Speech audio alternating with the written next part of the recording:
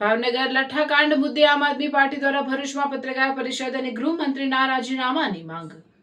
ભરૂચ ખાતે આમ આદમી પાર્ટી દ્વારા ભાવનગરમાં થયેલા કથિત લઠ્ઠાકાંડના વિરોધમાં એક વિશેષ પત્રકાર પરિષદ યોજવામાં આવી। આ બેઠકમાં રાજ્ય સરકાર પર આકરા પ્રહારો કરવામાં આવ્યા હતા અને સમગ્ર પ્રકરણમાં જવાબદાર તંત્ર તેમજ વ્યક્તિઓ સામે કડક કાનૂની કાર્યવાહી કરવાની જોરદાર માંગ ઉઠાવવામાં આવી હતી।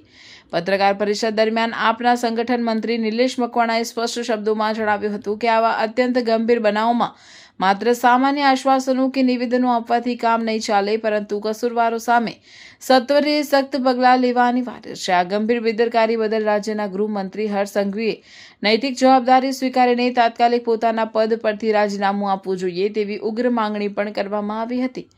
પક્ષના અગ્રણીઓ દ્વારા આક્રોશ વ્યક્ત કરતા ચેતવણી આપવામાં આવી હતી કે જો આગામી સમયમાં સરકાર દ્વારા આ મામલે કોઈ નક્કર અને કડક કાર્યવાહી કરવામાં નહીં આવે તો આમ આદમી પાર્ટી દ્વારા રાજ્યવ્યાપી ઉગ્ર આંદોલન છેડવામાં આવશે। જરૂર પડીએ જનતા રેડ સહિતના વિરોધ પ્રદર્શનો યોજવાની પણ ચીમકી આ પત્રકાર પરિષદમાં ઉચ્ચારવામાં આવી હતી। આ બેઠકમાં સંગઠન મંત્રીની સાથે પક્ષના અનેક અગ્રણી નેતાઓ અને કાર્યકર્તાઓ ઉપસ્થિત રહી સરકાર વિરુદ્ધ રોષ વ્યક્ત કર્યો હતો। જે જિલ્લામાં જે પોલીસ સ્ટેશનની હદમાં અંગ્રેજી દારૂ દેશી દારૂ વેચાતો હશે ત્યાંના પીઆઈ શ્રી પીએસઆઈ સાહેબને સસ્પેન્ડ કરવામાં આવશે તો આગળના સમયમાં તમે ક્યાં ગયા હતા સાહેબ શ્રી? તમારાથી ના સચવાતું હોય તો તમે રાજીનામું આપો અને તમારાથી સારું કોઈ જો આ કાર્યભાર સંભાળી શકતું હોય એને આ ખુરશી આપો।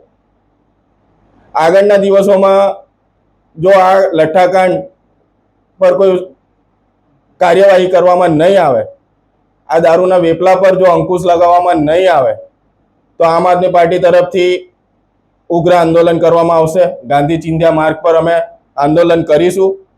જરૂર પડી તો અમે કલેક્ટર સાહેબને આવેદન આપીશું।